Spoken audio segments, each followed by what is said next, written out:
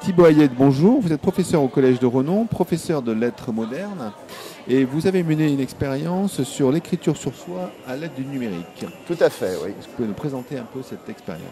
Alors, il s'agissait de travailler avec deux classes de troisième sur l'écriture autobiographique qui est au programme.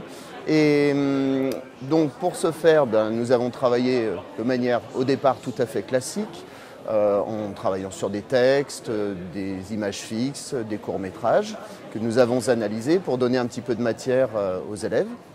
Et après ce démarrage, nous avons pu commencer le travail d'écriture. Alors, comment ça s'est passé?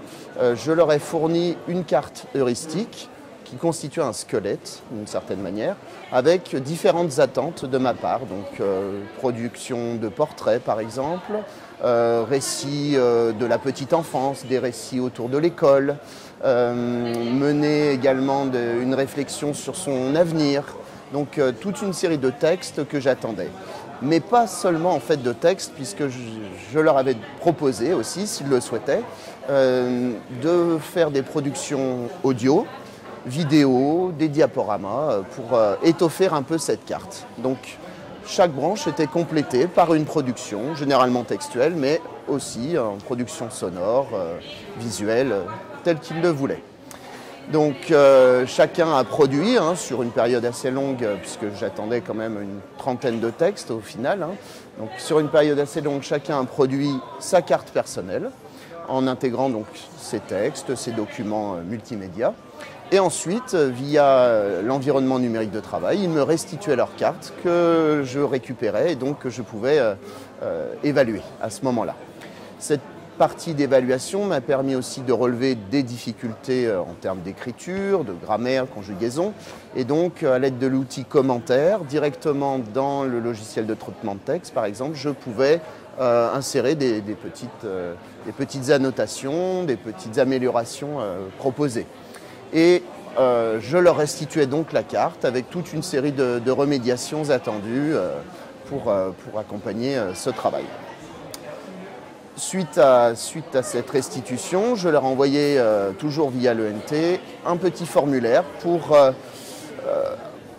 leur faire prendre conscience en fait que ce travail d'écriture sur soi devait modifier, ou en tout cas je l'espérais, devait modifier un petit peu leur perception de publication personnelle, notamment sur les réseaux sociaux.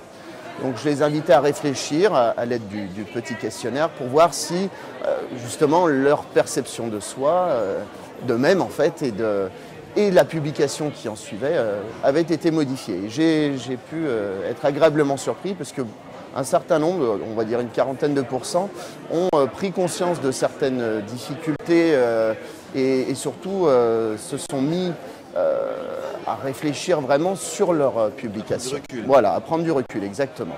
Et donc à modifier peut-être sur le long terme voilà, ce qu'ils publient d'eux-mêmes.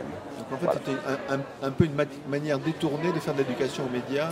Oui, c'était de l'éducation aux médias, effectivement. Mais avant tout, un travail de français, d'écriture, de longue haleine et prendre de la réflexivité sur soi-même. Voilà. Est-ce qu'il y a eu des prolongations ou des prolongements avec d'autres disciplines? Alors, il y a eu un partenariat avec la professeure d'art plastique qui, elle-même, en parallèle, travaillait sur l'autoportrait.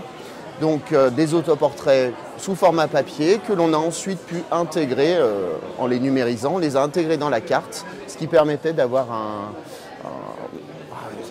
une synthèse, un contenu global voilà, pour parler de soi finalement via le numérique. Bien, merci.